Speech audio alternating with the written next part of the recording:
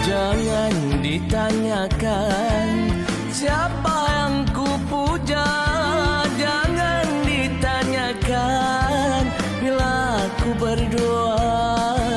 Itu hanya masa yang menentukannya, itu kan rahsia